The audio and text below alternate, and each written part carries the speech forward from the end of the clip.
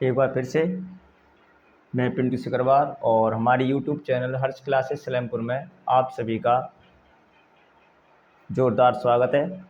और आज हम संडे के बाद एक बार फिर मंडे को एक नए टॉपिक के साथ अपनी वीडियो की शुरुआत करेंगे, जिसमें आज हम एक नया टॉपिक लेकर आए हैं वर्गमूल। और वर्गमूल ज्ञात करने की एक आसान ट्रिक बताएंगे, जिससे आप आसान तरीके से वर्गमूल ज्ञात कर सकते हैं, वो भी मात्र 2 सेकंड्स में। किसी भी नंबर्स का हमें स्क्वायर रूट अर्थात वर्गमूल ज्ञात करना हो तो हम मात्र 2 सेकंड में वर्गमूल ज्ञात कर सकते हैं। उसके लिए हमें कम से कम 1 से 40 तक वर्ग संख्याएं यानी स्क्वायर्स याद होना आवश्यक है। यदि थोड़े कम हैं फिर भी ठीक है, लेकिन यदि हमें 1 से 40 तक स्क्वायर याद हैं तो हमें स्क्वायर रूट फाइंड करने में ज़्यादा प्रॉब्लम्स नहीं आएंगे। तो चलो चलते हैं और अपने टॉपिक की शुरुआत करते हैं। स्क्वायर रूट फाइंड करने के लिए जैसे हम स्टार्टिंग के सभी को याद होते हैं 1 से लेकर 10 तक स्क्वायर्स, जैसे 1 का स्क्वायर 1 होता है, 2 का स्क्वायर 4, 3 का स्क्वायर 9, 4 का स्क्वायर 16, 5 का स्क्वायर 25, 6 का स्क्वायर 36, 7 का स्क्वायर 49 यानी 49, 8 का स्क्वायर 64, 9 का स्क्वायर 81 और 10 का 100। अब जब हम किसी भी नंबर्स का वर्गमूल यानी स्क्वायर रूट फाइंड करते हैं तो उसमें एक कॉमन चीज़ दो नंबर्स में होती है। जैसे यदि हमें किसी नंबर्स में जैसे 1 का स्क्वायर करें तो उसमें यूनिट डिजिट यानी 1, और 9 का स्क्वायर करें तो उसमें भी यूनिट डिजिट 1। तो इसका मतलब है कि हम जब किसी भी नंबर्स का स्क्वायर फाइंड कर रहे हैं और उसमें यूनिट डिजिट 1 है तो उसके रूट में यूनिट डिजिट या तो 1 होगा या फिर 9 होगा। ऐसे ही 2 का स्क्वायर 4, 8 का स्क्वायर 64, और 4 और 64 दोनों में कॉमन यूनिट डिजिट कितने हैं 4, यानी यहाँ पर भी कई अंक 4 है और यहाँ पर भी कई अंक कितना है 4।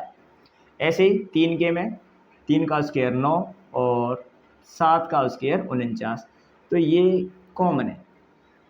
एक ये ऐसे ही ये ऐसे ही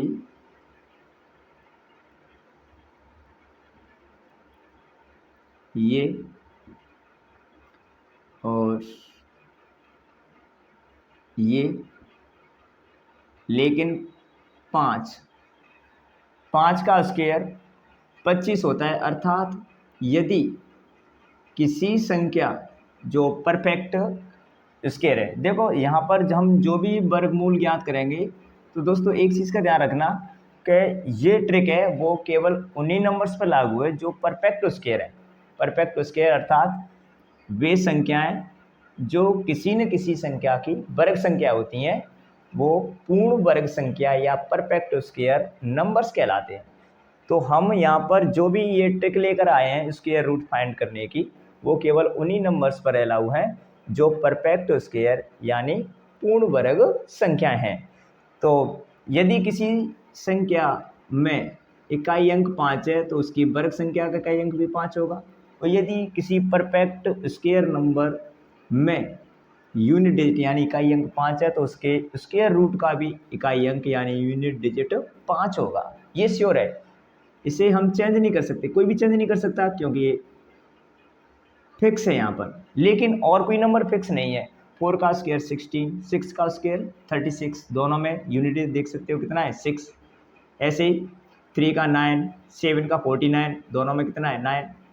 2 का स्क्वायर 4, 8 का स्क्वायर 64, इसमें भी कॉमन है।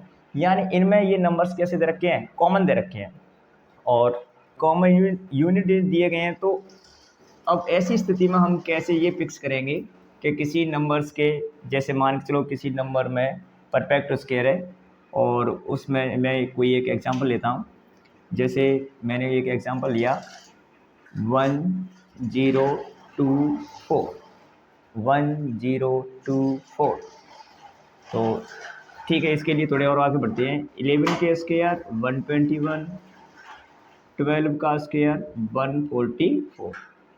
ठीक, अच्छा हमने अब एक ये एग्जांपल लिया 1024 और हमें इसका स्क्वायर रूट यानी वर्गमूल ज्ञात करना है। तो उसके लिए हम पहले क्या करेंगे कि लास्ट के 2 डिजिट अलग करते हैं और बाद बाकी जो भी रहता है वो बाद में देखा जाता है दाई अंक के लिए, लेकिन पहले स्टार्टिंग में इकाई अंक की साइड से 2 अंक अलग करते हैं।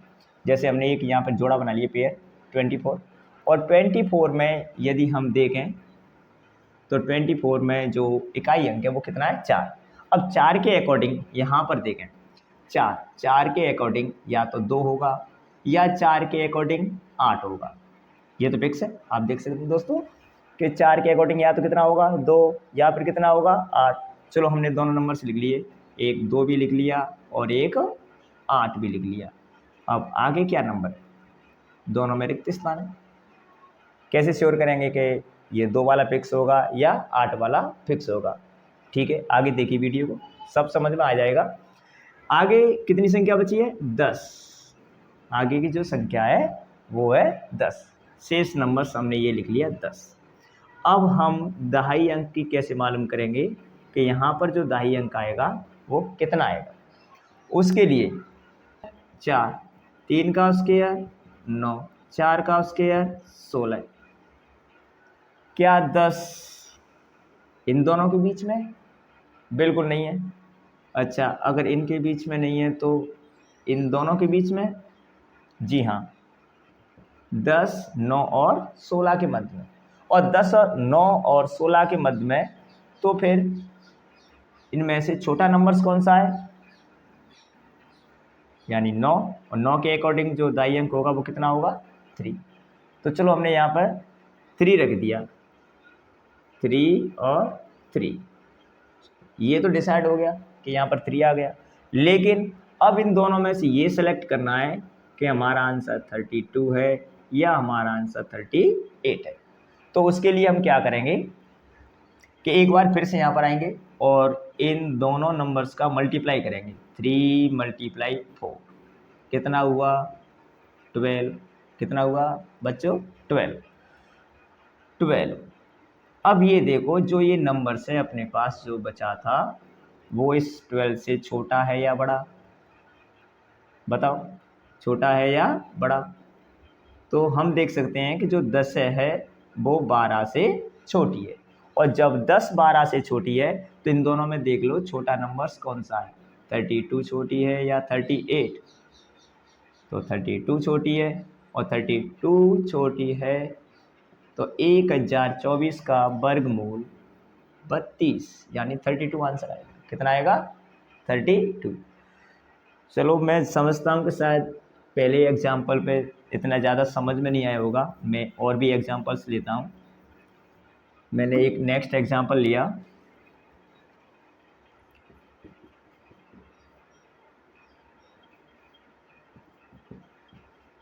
सेवन 729। अब हमें इसका वर्गमूल ज्ञात करना है। तो अभी मैंने बताया था पहले एग्जाम्पल में लास्ट के 2 डिजिट अलग करने, और इन 2 डिजिट के अकॉर्डिंग हमें लेना पड़ता है यूनिट डिजिट यानी इकाई अंक। तो 9 के अकॉर्डिंग या तो 3 आएगा या 9 के अकॉर्डिंग 7 आएगा। 9 के अकॉर्डिंग या तो 7 आएगा या 9 के अकॉर्डिंग कितना आएगा 3। बताओ क्लियर है यहाँ तक? तो हमने यहाँ पर लिख लिया, चलो नीचे लिख लेते हैं, या तो 9 के अकॉर्डिंग 3 आएगा या 9 के अकॉर्डिंग 7 आएगा। ये लिख लिया 3 और ये लिख लिया 7। अब शेष कितना रहा 7। शेष कितना रहा 7। ये वाला 7 नहीं है, यहाँ पर ये वाला 7 है। शेष कितना रहा 7। तो 7 के लिए ये देखेंगे कि 7 कौन सी 2 संख्याओं के वर्ग के मध्य में आ रही, यानी दूसरे अंक के लिए हम हमेशा रेंज देखते हैं। क्या देखते हैं? रेंज। अर्थात जो भी शेष नंबर बचा है यहाँ पर पहला जोड़ा बनाने के बाद जो भी शेष नंबर बचा है उसके लिए हम ये देखते हैं कि जो संख्या बची है वो किन दो संख्याओं के वर्ग के मध्य स्थित है, वही उसकी परफेक्ट रेंज होती है। तो 7 के लिए देखो 2 का स्क्वायर 4 और 3 का स्क्वायर 9, इनके मध्य में कितना आता है? 7। तो इसकी रेंज ये हो गई कि जो 7 है वो 2 के स्क्वायर और 3 के स्क्वायर के मध्य में आती है। अच्छा, 2 और 3 के स्क्वायर के मध्य में 7 आ गई, तो फिर अब इनमें से कौन सा नंबर लिया जाएगा? 2 लिया जाएगा या 3 लिया जाएगा? तो उसके लिए देखो जो 7 है वो इससे कैसी है? छोटी है। और हमेशा मैंने अभी बताया था इससे पहले वाले एग्जाम्पल में कि जो भी नंबर्स यहाँ पर होता है उसके लिए जब हम दाई अंक लेते हैं तो छोटी संख्या की तरफ जाते हैं, और 7 से छोटी कितनी है? 4। और 4 के लिए जब अपन दूसरा अंक लेंगे तो इसका जो स्क्वायर रूट नंबर है वो कितना है? 2 है। कितना है? 2। तो हम यहाँ पर 2 रखेंगे, 2 और 2, यहाँ पर ये 23 हो गया, यहाँ पर ये 27 हो गया। लेकिन इन दोनों में से कौन सा सेलेक्ट करना है? तो उसके लिए एक बार फिर से इन्हीं नंबर्स पर आएंगे, 2 और 3, इनका मल्टीप्लाई करो, 2 × 3 और 2 का मल्टीप्लाई 3 से करेंगे तो कितना आएगा? 6। अब ये देखो 7 6 से बड़ी है या छोटी है? तो यहाँ पर देख सकते हैं कि जो 7 है वो 6 से कैसी है? बड़ी। और जब बड़ी है तो इन दोनों में बड़ी संख्या कौन सी है? तो बड़ी संख्या कौन सी है? 27। तो इस हिसाब से हम कह सकते हैं कि 729 का वर्गमूल 27 होगा। कितना होगा? 27। अच्छा, एक और एग्जाम्पल लेते हैं। अगर आप लास्ट तक वीडियो देखोगे तो मैं जानता हूं कि आप आसान तरीके से जितने भी परफेक्ट स्क्वायर नंबर होते हैं, परफेक्ट स्क्वायर नंबर, उनके आप स्क्वायर रूट फाइंड आसान तरीके से कर सकते हो, वो भी मात्र 2 सेकंड में आसान तरीके से। देखो मैंने एक और एग्जांपल लिया और यहाँ पर एक नया नंबर लिखा 676। अब हमें इसका स्क्वायर रूट फाइंड करना है। तो जैसे कि अभी बताया था हमने, लास्ट के 2 डिजिट अलग करने, लो अलग कर लिए। अब इसके अकॉर्डिंग 76 में देखो यूनिट डिजिट यानी इकाई अंक कितना है? 6। और 6 है तो 6 के अकॉर्डिंग देखो 6 के अकॉर्डिंग या तो 4 होगा या फिर कितना होगा? 6 होगा। तो हमने देखो बच्चों यहाँ पर लिख लिया, ये 4 लिख लिया और ये 6 लिख लिया। अब हमें इसका दहाई अंक ज्ञात करना है। तो दहाई अंक के लिए जैसे कि मैंने अभी पिछले एग्जाम्पल्स में बताया था उसी के अकॉर्डिंग शेष नंबर कितना है? 6। शेष नंबर 6 है तो ये देखो कि ये जो शेष नंबर 6 है वो किन दो संख्याओं के वर्ग के बीच में आ रही है? तो 2 का स्क्वायर 4, 3 का स्क्वायर 9, क्या इन दोनों के मध्य में 6 आती है? बिल्कुल। अगर इन दोनों के मध्य में 6 आती है तो छोटी संख्या कौन सी है? 4। और 4 के अकॉर्डिंग जो दाई अंक होगा वो कितना होगा? 2। तो ये लिख दिया 2 और यहाँ पर भी लिख दिया 2। अब इन दोनों में से एक सेलेक्ट करनी है, 24 है या 26 है। तो उसके लिए हम क्या करेंगे? इन दोनों का मल्टीप्लाई करेंगे, 2 × 3 = 6। अब देखो ये दोनों इक्वल हैं। कैसे हैं? इक्वल। जबकि छोटा नंबर तभी लिया जाता है जब जो शेष संख्या अपने पास बचती है वो इस गुणनफल से कैसी होती है? छोटी। लेकिन यहाँ पर छोटी है? बिल्कुल नहीं है छोटी। कैसी है? इक्वल यानी बराबर है। और बराबर है तो उस स्थिति में हमेशा यदि आप स्क्वायर रूट फाइंड कर रहे हैं और आपकी शेष संख्या जो रेंज वाली वर्ग संख्या उनके मल्टीप्लाई के बराबर आती है तो उस स्थिति में हमेशा बड़ा वाला नंबर सेलेक्ट किया जाता है। तो कौन सा नंबर सेलेक्ट करेंगे? 26। तो 676 का जो स्क्वायर रूट होगा वो कितना होगा? 26 होगा। कितना होगा? 26। समझ में आ रहा है? उम्मीद करता हूँ कि शायद आपको ये एग्जाम्पल समझ में आए होंगे। और भी एक और एग्जाम्पल लेते हैं। देखो मैंने नेक्स्ट एग्जांपल लिया,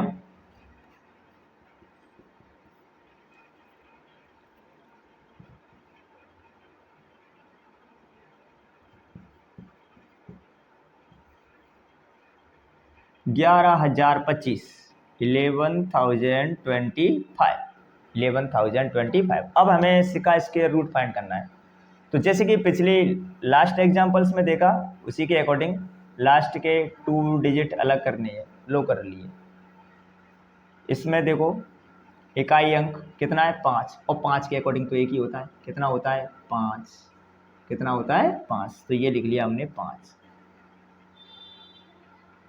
5 लिख लिया। अब कितना बचा 110, और 110 को अगर देखा जाए तो किन दो वर्ग संख्याओं के मध्य में, तो 110 देखो 100 और 121 इनके मध्य में। अगर इनके मध्य में तो इनके जो स्क्वायर नंबर हैं वो हैं 10 और 11, यानी 10 और 11। 10 और 11 का गुणा करेंगे तो 10 और 11, और 10 और 11 का गुणा करने पर हमें प्राप्त होगा 110। कितना प्राप्त होगा 110, और 110 देखो 110 बराबर है किसके, संख्या के बराबर है, 110 बिल्कुल बराबर है। लेकिन इन दोनों में से छोटी संख्या कौन सी है, छोटी संख्या 100, और 100 के अकॉर्डिंग कितना होगा 10। तो 11,025 का जो वर्गमूल आएगा वो कितना आएगा 105। कोई दिक्कत बताओ, एक बार मैं फिर रिपीट कर देता हूँ। लो मैंने इसे हटा दिया, लास्ट के 2 डिजिट अलग कर लिए, यहाँ से भी हटा देता हूँ। देखो लास्ट के 2 डिजिट अलग कर दिए, और इसमें दो डिजिट अलग करने के बाद जो इकाई अंक होगा 5 के अकॉर्डिंग वो कितना होगा 5। लो ये लिख लिया 5। अब शेष नंबर कितना बचा, शेष नंबर बचा 110। कितना बचा 110, और 110 के अकॉर्डिंग ये देखेंगे 110 किन दो वर्ग संख्याओं के मध्य में, तो 10 का स्क्वायर 100, 11 का स्क्वायर 121, 10 का स्क्वायर 100, 11 का स्क्वायर 121। अब जो अपने पास संख्या है 110 वो इन दोनों के मध्य में यानी इनकी रेंज में है, और रेंज में है तो रेंज में छोटी संख्या कितनी है 100, और 100 के अकॉर्डिंग दाई अंक कितना होगा 10। तो 11,025 का जो स्क्वायर रूट होगा वो 105 होगा। कितना होगा 105। बताओ आप कोई दिक्कत। अच्छा नेक्स्ट एक और एग्जाम्पल लेते हैं। एग्जाम्पलों के सारे ही जितनी भी अपनी समस्याएं स्क्वायर रूट से संबंधित उन्हें सभी समस्याओं को आसान तरीके से सॉल्व करने की कोशिश करेंगे। जैसे हमने नेक्स्ट एग्जाम्पल लिया,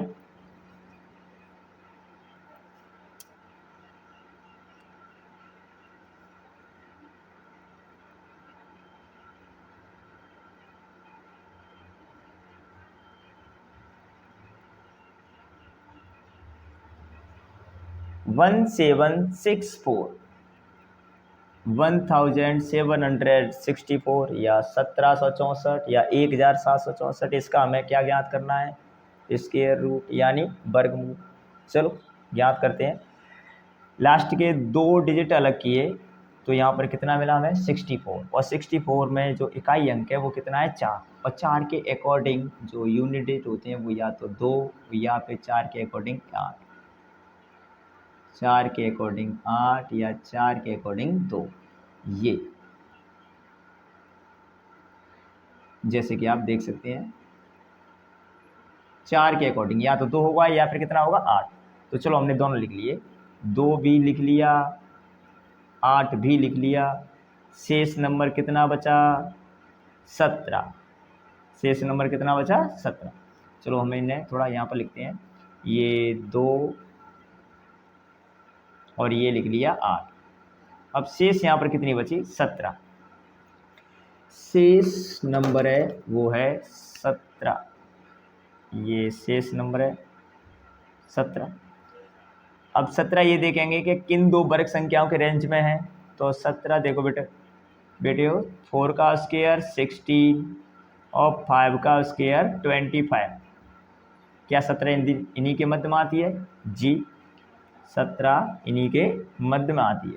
और इन्हीं के मध्य में आती है तो इनमें से छोटा नंबर कौन सा है? 16 यानी 16। और 16 के अकॉर्डिंग जो दहाई अंक होगा वो कितना होगा? 4।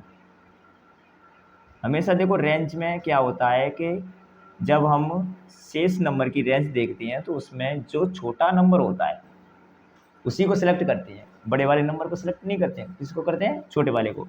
और छोटे वाले नंबर के अकॉर्डिंग ही हम दहाई अंक सेलेक्ट करते हैं। तो यहाँ पर कितना है? 16, और 16 का जो स्क्वायर रूट है वो कितना है? 4। तो हमने यहाँ पर कितना सेलेक्ट किया? 4। लेकिन अब ये तो है नहीं कि 42 का स्क्वायर भी 1764 हो, 48 का भी 1764 हो, ऐसा तो संभव नहीं है। संभव नहीं है तो इन दोनों में से कोई ना कोई एक तो होगी। उसके लिए हम क्या करेंगे कि इन दोनों का मल्टीप्लाई करेंगे। जो रेंज देखते हैं स्क्वायर नंबर्स की, उनके जो नंबर्स होते हैं उनका अपन क्या करते हैं? मल्टीप्लाई, यानी इन दोनों संख्याओं का मल्टीप्लाई गुणा करेंगे। और 4 × 5, 4 × 5, 4 × 5 करेंगे, कितना हुआ? 20। अब ये देखो जो 17 है वो 20 से कैसी है? छोटी। कैसी है? और जब छोटी है तो इन दोनों नंबर्स में देखो कौन सी छोटी है? 42। कौन सी छोटी है? 42। तो अपना आंसर कौन सा आ जाएगा? 42, यानी 48 नहीं होगा। अगर हमारा ये वीडियो आपको पसंद आया हो तो हमारे YouTube चैनल हर्ष क्लासेस सलेमपुर को लाइक करें, सब्सक्राइब करें और ज़्यादा से ज़्यादा जितने भी वीडियो हैं उन्हें शेयर ज़रूर करते रहें, जिससे कि अभी हम क्या है कि चैनल पर नए हैं, तो जितने हमारे व्यूअर्स सब्सक्राइबर्स बढ़ेंगे तो हमें भी पढ़ाने में आनंद आएगा। और आप लोगों की यदि सपोर्ट मिलेगा तो हम अपने चैनल को और भी आगे तक लेके जा सकेंगे। तो मुझे ना आप लोगों की बहुत सख्त आवश्यकता है। So please support me and हमारे चैनल्स के साथ में जुड़े रहें। और जो भी तुम्हारी छोटी मोटी समस्या हो या तुम्हें ये टॉपिक समझ में ना आया हो तो हमें कमेंट करके ज़रूर बताएं। और आज से, यानी आज 11 सितंबर है, और 11 सितंबर से मैंने पहले भी बताया था कल संडे में कि CET कंपटीशन का बैच प्रारंभ करने जा रहे हैं। तो जितने भी बच्चे जो तैयारी कर रहे हैं CET कंपटीशन की, वो हमें संपर्क कर सकते हैं। और कॉन्टैक्ट नंबर है 8769354384। इस नंबर पे संपर्क कर लें। इसी के साथ ही मैं पिंटू सिकरवार आज के इस टॉपिक के साथ विदा लेता हूँ। धन्यवाद। राम राम।